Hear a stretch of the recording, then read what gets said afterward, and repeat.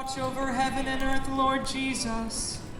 Your death brought light to the dead, and your resurrection gave joy to the saints.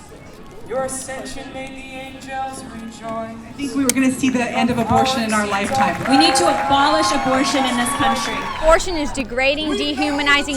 It's just everything bad to women, and we need to stand up against that. It's a moral evil, and eventually we're going to have to face it. The Texas heartbeat bill is now law in the Lone Star State. A seismic shift on abortion rights. As of this moment, Roe versus Wade essentially upended. Well, a new law has taken effect in Texas that will severely limit women's access to abortions. The state has made it illegal to terminate a pregnancy after about 6 weeks. Once a doctor detects a fetal heartbeat, that can be as early as 6 weeks into a pregnancy. Now, there's no exception for rape or incest.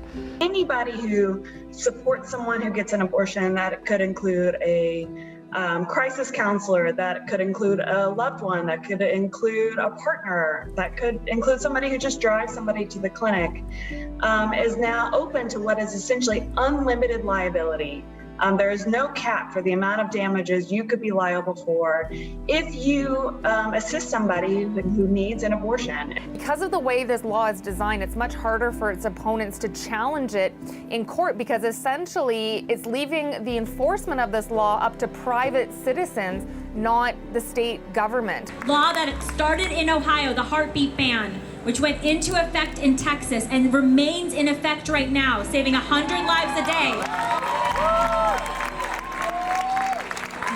The enforcement mechanism that Texas used to make sure that that law can stay in effect is what Representative Powell is using in 2363 Act. So we're not just going to save lives at the heartbeat, we're going to save all lives, every life from the moment of their beginning, from the moment of fertilization. Mommy, your baby wants to live.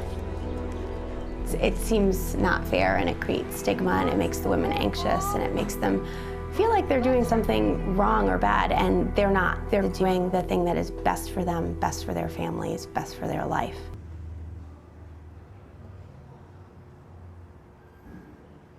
When you are not legally able to provide care for people, there's two different things that are going to happen. One is that women are going to find abortion providers who are not legally able to provide them quality care, and so they're not going to get antibiotics, and they're not going to potentially have sterile instruments, and the procedure itself is going to be dangerous and potentially impact women's health, both reproductive and otherwise. The second thing is that women are going to take it on themselves to do dangerous and illegal things, whether it's taking medications that they think will induce abortion, or do procedures on themselves that are dangerous. You'd hear stories about women coming into the emergency rooms hemorrhaging from different things that they've done on their own or with the help of other people. That's, again, a very slippery slope of bad things that we've seen in the past. The third thing is that pregnancy is one of the leading causes of death to women. Maternal hemorrhage and preeclampsia and seizures and strokes and cardiac arrest and all of the maternal morbidity that we are preventing by allowing women not to be pregnant when they don't want to be pregnant. We're going to see an increase in maternal morbidity and mortality because of women continuing pregnancies that they would have otherwise been able to safely terminate. And ironically, it's called the heartbeat bill. I call it the heartless bill because it does not have any heart for women, and it really only sees a woman as a carrier, and she has no other right beyond her ability to reproduce. There's this argument, at least at the pro-life rally we went to, they kept talking about this idea of life beginning at fertilization. Life begins at fertilization. Every life from the moment of their beginning, from the moment of fertilization. And I kind of just want to understand what that means, and also what do you think about that? You know, just because something has a heartbeat doesn't mean to me and to, I think, most practicing abortion providers that that fetus has any sort of rights, because it's not viable without its mother. You know, it's not viable without somebody else providing life for it. Great. We also are going to show you a video we found from this pro-life organization where they walk us through an abortion, and we want you to kind of be like, fact or not. Because second trimester babies are so large, this greater access facilitates a late-term abortion. Late-term abortion requires that the cervix be prepared 24 to 48 hours in advance with laminaria. Laminaria is a type of sterilized seaweed that absorbs water over 8 to 12 hours and swells to several times its original diameter. Once removed, metal dilators can be used to further open the cervix as needed. Once the cervix has been stretched open, the suction tube is placed inside. A baby at 20 weeks gestation is as big as the length of my hand, from head to rump, not counting the legs. The suction machine is turned on, and pale yellow amniotic fluid surrounding the baby is suctioned out through the catheters. With babies this big, they don't fit through catheters this size. The baby's bones and skull are too strong to be torn apart by suction alone. This is a Sofer clamp. A Sofer clamp is made of stainless steel. It's about 13 inches long. The business end is about 2.5 inches long and a 1/2 inch wide, and there are rows of sharp teeth. This is a grasping instrument. When it gets a hold of something, it does not let go. The abortionist uses this clamp to grasp an arm or leg. Once he has a firm grip, the abortionist pulls hard in order to tear the limb from the baby's body. One by one, the rest of the limbs are removed, along with the intestines, the spine, and the heart and lungs. So that is essentially the way that you do a second trimester termination. You have to keep in mind that most terminations are first trimester, and they're done strictly through the suction, the curette, the large straw-looking thing.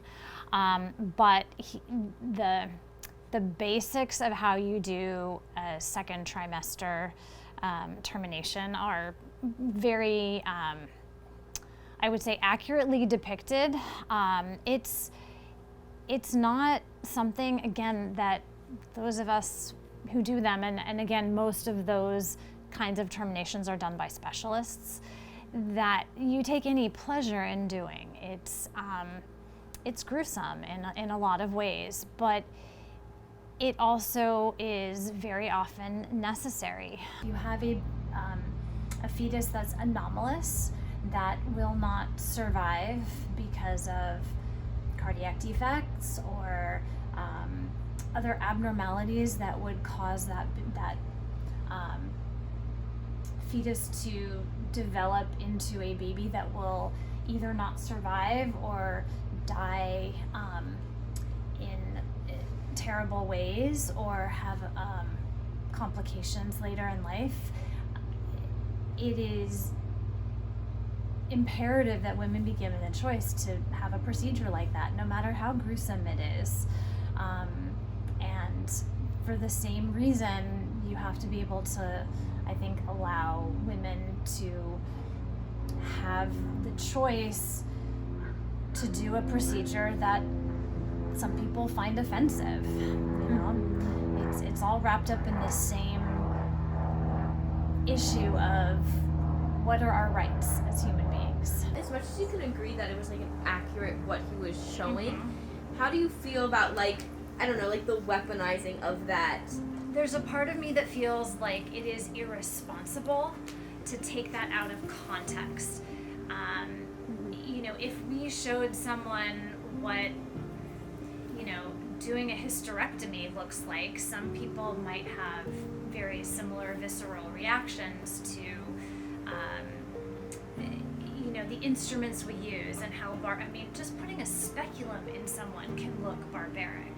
It's perspective and it's how you spin it, you know, and how you use it, you know, like you said, how you weaponize it to make people will have a certain reaction. That's not fair. It's taking something that is very difficult and kind of minimizing it so that people think that we don't care. And again, it's not a baby. Like they had the fetus like. We own our bodies, and every woman, regardless of race, regardless of creed, regardless of economic background, has a right to health care. I like to think of it in a framework of reproductive rights. You have the right to use birth control or not. You have the right to try to get pregnant or not. You have the right to be pregnant or not. And to just restrict it, I mean, it certainly should not be restricted in cases of maternal health or rape or incest or fetal anomalies. But even if it's not restricted to those things, but it's restricted to a healthy pregnancy, that still doesn't make any sense to me. To me, what's just a shocking government invasion, the idea of forcing somebody to have a child against their will, which seems so antithetical to the entire regime of kind of human rights and personal liberty that we have in this country. Women actually died trying to get back alley abortions. Do we want to go back to that in the land of opportunity, the land of freedom? You know, when did it become a sin and a shame to be a woman in this country? Well, that is what is happening in the 21st century in many states across this country and also in our Congress, and it's just absolutely shameful to me.